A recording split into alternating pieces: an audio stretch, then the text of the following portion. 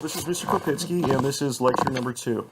In lecture number 2, we're going to look at some of the general stereotypes that people have about conservatives and liberals, and how those might play out with a few policies. We'll get into more policy discussion later. Here we see Bart Simpson. Bart is our stereotypical conservative. Bart is dealing with the economic aspect of conservatism. Economic growth, business, pro-business, and wealthy. Is that always how our conservatives are viewed? Not necessarily. There are many working people, middle-class people that are pro-business. Bart represents the idea of wealthy, success, pro-business, conservative. Donald Trump, for example. Conservatives tend to like the government to keep its hands off of business, to allow business to be successful, not be burdened with excess regulation, environmental regulation, and excess taxes that stifle businesses' ability to provide goods and services to the American people and to create jobs. On the right side, we see the social view that many people have regarding conservatives. God, guns, and glory. God and the Bible represent traditional values. Conservatives tend to be against things like gay marriage, abortion. Conservatives are generally pro-gun rights. They may be willing to restrict rights in other areas such as burning the flag or public protest, but they certainly are pro-gun rights, and they're also very pro-patriotism, spending money on defense, for example, as opposed to social spending programs. A conservative believes in small government. Federal government and state government often too. Keep government limited, have it do a few important things such as roads and courts and such, and let the private sector or private business take care of most of those other functions.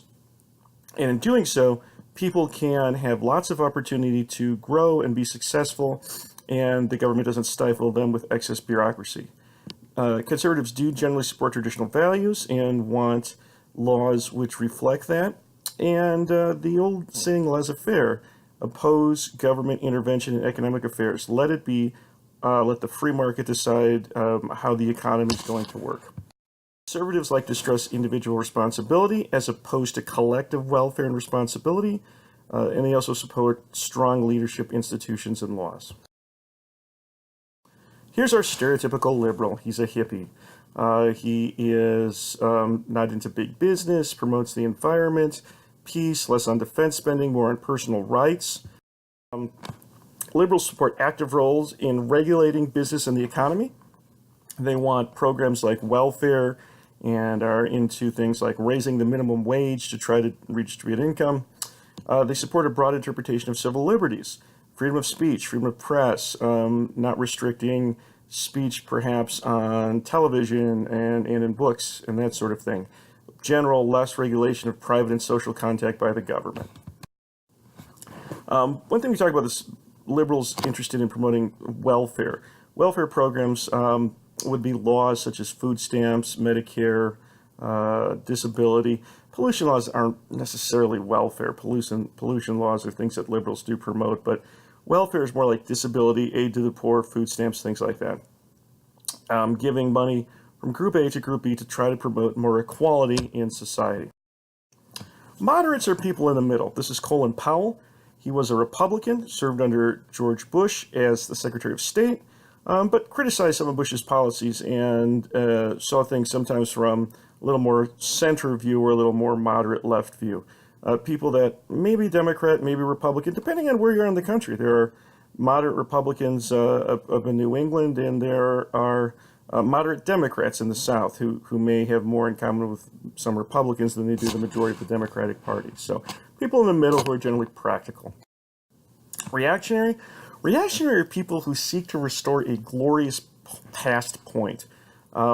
In this case, we have Robert Eric Rudolph, a person who wanted to literally use explosives at the Atlanta Olympics in 1996 to try to end abortion and bring America back to an earlier form of the Republic.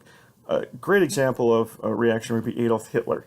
Adolf Hitler sought to use violence and to use control to bring Germany back to a glorious former state. To overthrow the current system and establish a new utopia. Here's Ted Kaczynski, the Unabomber. He was a radical. He tried to send bombs through the mail to business leaders and scientific officials and scientists and such, to try to turn back the progress of technology and bring about a sort of a primitive environmental state. Ted lived in a cabin in rural Montana.